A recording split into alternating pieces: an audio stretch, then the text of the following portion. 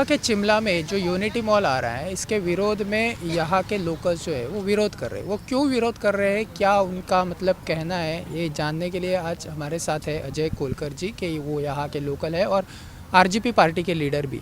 Sir, क्यों विरोध हो रहा है, क्या है? ये जो प्रकल्प आ रहा है यूनिटी मॉल, ये हमें विश्वास में ना लेते हुए जो हमारा चिंबल गांव है उसको मतलब कॉन्फिडेंस में लेने के वजह से, और जो हमारा ग्राम सभा है 3 ग्राम सभा में हम लोग विरोध किया है। एक ही रीज़न है, जो हमारा सराउंडिंग जो एरिया है, ये सर्वे नंबर 40/1 है, उसमें हमारा तोयर लेक करके एक हमारा लेक है, और वो लेक जो है वो नोटिफाइड वेटलैंड है।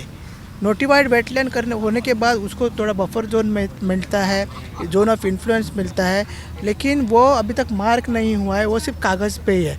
और वेटलैंड होने के बाद उसको प्रोटेक्शन मिलता है, जो वेटलैंड अथॉरिटी होता है, बायोडाइवर्सिटी बोर्ड होता है और एनवायरनमेंट डिपार्टमेंट उसकी तरफ से वो प्रोटेक्शन मिलता है। सो जब हमें पता चला कि ये प्रोजेक्ट उसी सर्वे नंबर आ रहा है और उधर ही जो जहाँ पे वेटलैंड है उधर ही आ रहा है, तो हम इन लोग ने अपोज किया कि इससे पहले जो 2019 में यहाँ बीजेपी गवर्नमेंट ने इधर आईटी पार्क करके प्रपोज किया था, तब वो वेटलैंड डिक्लेयर नहीं था। तब कोर्ट ने डिक्लेरेशन दिया था, तब के बीजेपी गवर्नमेंट ने और एजी ने डिक्लेरेशन दिया था कि कोर्ट में दिया था कि ये जो प्रोजेक्ट है या ये जो सर्वे नंबर है उधर हम लोग कुछ भी इंटरफेयर नहीं करेंगे।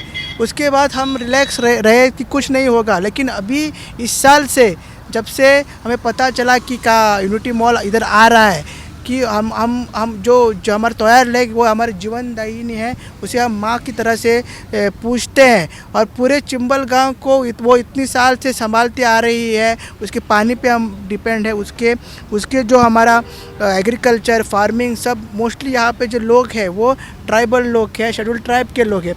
सो वो एग्रीकल्चर पे डिपेंड है। सो वही एक मेजर कारण है कि जो तोयर लेक वो डिस्ट्रॉय हो जाएगा, ऐसे अननेसेसरी प्रोजेक्ट आएगा। दूसरा मुद्दा है कि चिंबल गांव में सिविल बेसिक इंफ्रास्ट्रक्चर कुछ नहीं है। यहाँ पे हेल्थ नहीं है, यहाँ पे पुलिस आउटपोस्ट नहीं है, यहाँ पे पोस्ट आउटपोस्ट नहीं है, यहाँ पे बच्चों के लिए ग्राउंड नहीं है, बाद में यहाँ पे कम्युनिटी सेंटर नहीं है, मार्केट नहीं है, कुछ यहाँ पे सीनियर सिटीजन्स के लिए कुछ नहीं है। तो वो छोड़ के बाकी सब ये अननेसेसरी प्रोजेक्ट्स यहाँ पे ला रहे।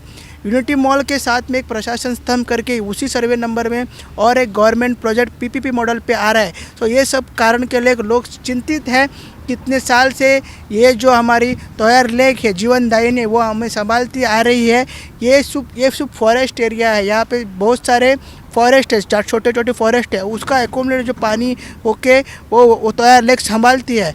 और इधर ये हमारा राखणदार है, जो हमारा बाइगिनकार देव है, उसका ये सब पूरा एरिया है। सो इसीलिए बहुत सारे रिचुअल्स भी इधर होते हैं। सो इसी कारण से हमें लगता है कि सरकार का जो मंत्री है, सीएम है और टूरिज़्म मिनिस्टर है, उसका वेस्टेड इंटरेस्ट इधर है, क्योंकि वो तोयर लेक के नीचे जो है वो सराउंड दूसरा प्रॉपर्टीज़ है, उधर उनकी प्रॉपर्टीज़ है। तो उनको एक्सेस रोड मिलने के लिए, वो प्रॉपर्टीज़ खुले होने के लिए, उनका मार्केट रेट बढ़ने के लिए दोनों सारे प्रोजेक्ट ला रहे हैं। आप क्यों प्रोटेस्ट के लिए, आपकी क्या मांग है, क्या? यही है ना कि ये बायो वेटलैंड है, और हम क्या डिमांड कर रहे हैं, ये जो प्रोजेक्ट आ रहा है वो नहीं चाहिए हमको। उधर बायोडाइवर्सिटी पार्क चाहिए। बायोडाइवर्सिटी पार्क आया तो लोगों को उधर इको टूरिज़्म डेवलप होगा, उसकी वजह से लोगों को जॉब भी मिल सकता है। अब ये यूनिटी मॉल आया, क्या जॉब मिलेगा हमको? स्वीपिंग, हाउसकीपिंग, यही जॉब मिलेगा ना। लेकिन हमारे ट्राइबल लोग ज़्यादातर एग्रीकल्चर पर डिपेंड है, वो फार्मर है। अगर ये यूनिटी मॉल आ गया तो इसका सीवेज है ना, वो अंडरग्राउंड वाटर से स्पिल हो जाएगा लेक में और उसका पानी ख़राब हो जाएगा। और अभी यहाँ जो पणजी और इधर जो पानी आ रहा है पीने के लिए, वो ओपा से आया, ऑलमोस्ट 45 किलोमीटर से आ रहा है। कल कुछ नहीं होना है ऐसा, कल कुछ अर्थक्वेक हो गया, हैवी रेनफॉल की वजह से पाइपलाइन उधर वॉश आउट हो गया, 1-1.5 महीना पानी ही नहीं। क्या गवर्नमेंट के पास दूसरा कुछ सोर्स है, वाटर रिसोर्स है जो हमको विलेजर को दे सके? नहीं है। आपको मालूम है इधर है नहीं है, तो हम कहाँ से पानी पिए? यही एक सोर्स है ना। हम एक बाल्टी लेके तो आके उधर डिप करके लेके पी सकते हैं ना, वो भी डिस्ट्रॉय हो गया तो हम क्या करेंगे? गवर्नमेंट क्या करेगा? अगर पानी नहीं है तो वीआईपी एरिया, पंजी एरिया है ना, वहाँ पानी पहले देंगे हमको, विलेजर को पानी नहीं देंगे। तो हमको गांव के बावड़ी और ये जो लेक है उस पर ही डिपेंड रहना पड़ेगा। अगर वो भी वही डिस्ट्रॉय हो गया ना तो बाकी बावड़ी भी डिस्ट्रॉय हो जाएगा ना, वहाँ से ग्राउंड वाटर एक ही रहता है ना, वो डिस्ट्रॉय होगा। इसलिए हम ये प्रोटेस्ट करें। और गांव में कुछ नहीं है इधर, ये जैसे अजय साहब ने बोला है, इधर मार्केट नहीं है, पोस्ट ऑफिस नहीं है, हमारा यूनिटी मॉल नहीं है, ग्राउंड नहीं है, बच्चों के लिए कुछ भी नहीं है। लोग गरीब है। एमएलए आता है अपने अपने विलेजेस में थोड़ा कुछ डेवलपमेंट करता है, लेकिन इधर जो चिंबेल में है ना कुछ भी नहीं है। आप देखो जो माइग्रेंट क्यूबिकल है यहाँ, जो इसको हम जबरपट्टी जैसा धारावी का जबरपट्टी है इधर मुंबई में, ऐसा ही इधर छोटा जबरपट्टी है। उसका पूरा सीवेज पानी हमारे खेती में जाके पूरा बर्बाद कर दिया है, खेती वो भी डिस्ट्रॉय हो गया खेती। अभी लोग क्या करें, पंजी में जाके थोड़ा कुछ इधर उधर का थोड़ा काम करके पेट भर रहे, और ये भी पानी भी डिस्ट्रॉय हो गया तो और क्या है हमारे? ये पूरा जो प्लेटो है इधर, पहले हमारे लोग कैजू में काम करते थे, कहते कैजू फॉरेस्ट था, कैजू वन बोलते, अभी वो सब डिस्ट्रॉय हो गया, कुछ भी नहीं। आप बोलो पानी के लिए हम झगड़ रहे हैं, लोग गवर्नमेंट ये इस पर ध्यान नहीं दे रहा है। गवर्नमेंट को इतना बड़ा और जो प्रोजेक्ट आ रहा है, एक पब्लिक हायरिंग भी नहीं किया। अभी मुझे मालूम नहीं क्या प्रोजेक्ट है, मेरे को क्या फ़ायदा है इसका? पब्लिक को बोला नहीं, मैं क्या बोलता हूँ, जब बड़ा प्रोजेक्ट आ रहा है ना तो विलेजर को बिठा उधर बड़ा प्रोजेक्ट पे डालो और समझा उनको, ऐसा ऐसा प्रोजेक्ट आ रहा है, ऐसा ऐसा आपको बेनिफिट हो रहा है, ऐसा ऐसा डिसएडवांटेज है, वो डिसएडवांटेज कैसे ओवरकम हम करेंगे, ये सब डिस्कस करना है ना विलेजर के साथ। ये नहीं हो रहा है। हम अभी ब्लाइंड है, क्या आ रहा है, कब हमको इसका डिस इफेक्ट पड़ेगा, हमको इसका कब मार पड़ेगा, वो हमको मालूम नहीं। इसलिए हमको नहीं चाहिए, हमको हमारा पानी चाहिए बस। Today we are opposing this project is because there is a beautiful lake which is at the slope. Now we are to the height. At this height is the Unity Mall, and below is the lake which we are fighting for. Now why we are opposing this mall is a big question mark.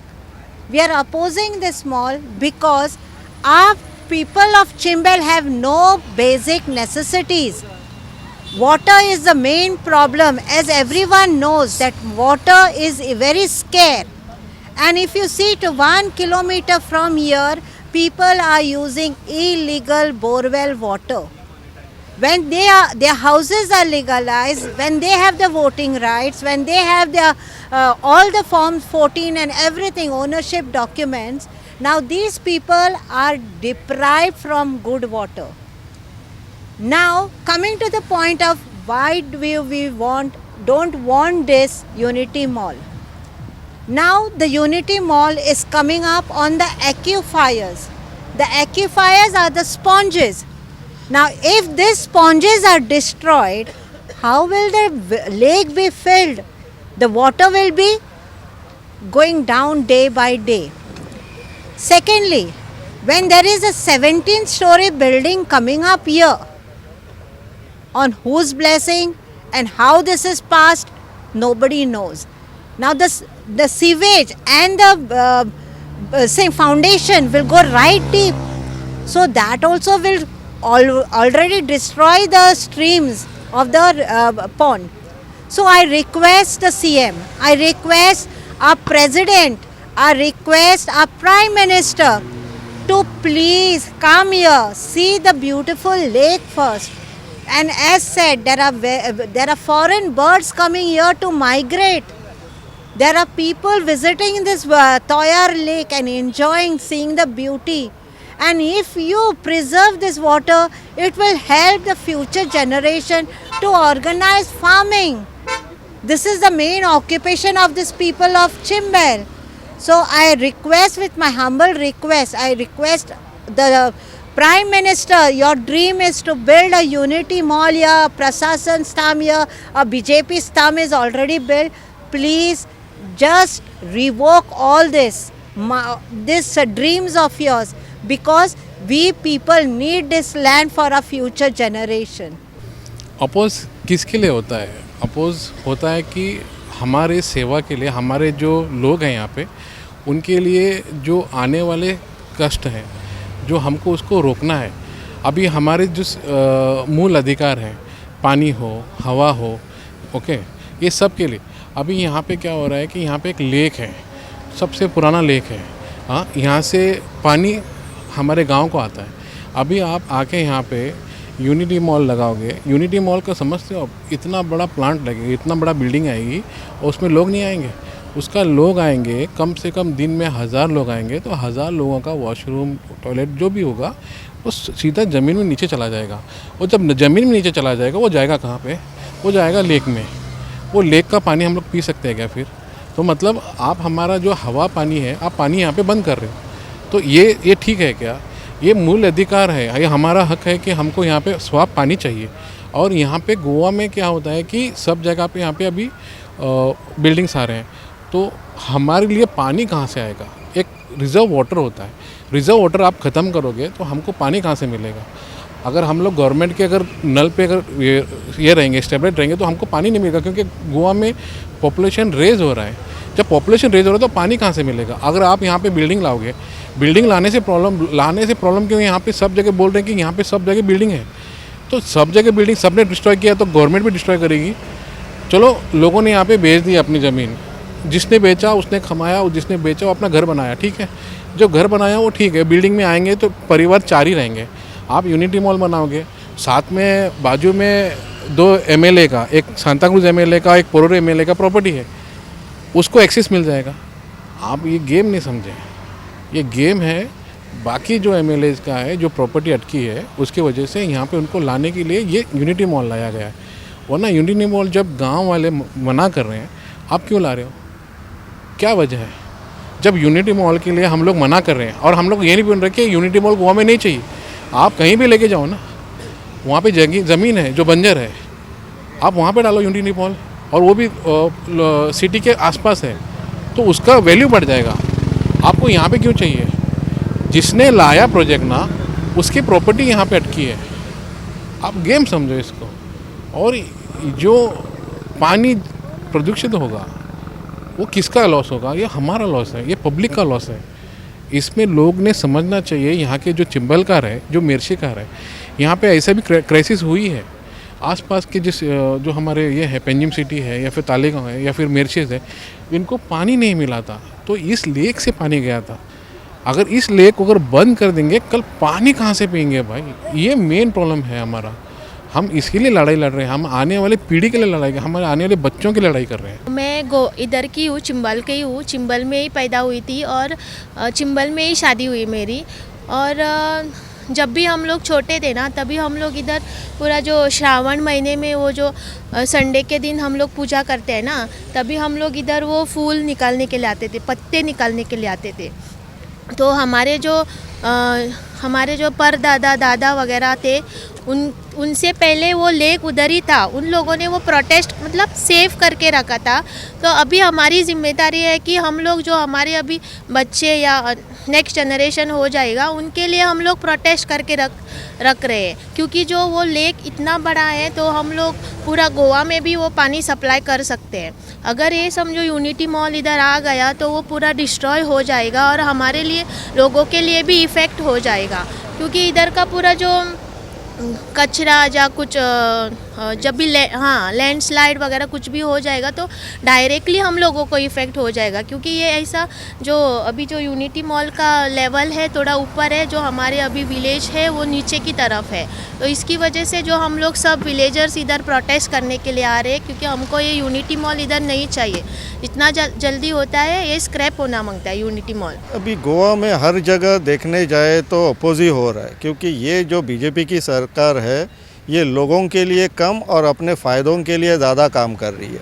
उनको गोवा के land, ये खुद real estate business से आते हैं, तो इनको जहाँ पे खाली ज़मीन दिखती है वहाँ पे उनको प्रोजेक्ट लाना रहता है। उनके पीछे वाली ज़मीन उनकी खुद की रहती है, उनको एक्सेस क्रिएट करना रहता है। तो सामने वाला प्रोजेक्ट गवर्नमेंट के फंड से क्रिएट करते हैं सो दैट उनके लैंड को भी वैल्यू आ जाए। तो ये पूरा रियल इस्टेट का स्कैम चल रहा है गोवा में। पूरा गवर्नमेंट ही, हम लोग इनको यहाँ पे बीजेपी का मतलब ब्रोकर जनता पार्टी लगा रहे हैं, क्योंकि ये पूरे के पूरे जो यहाँ पे गोवा के मिनिस्टर्स हैं, एमएलएज हैं, ये रियल इस्टेट बैकग्राउंड से आते हैं।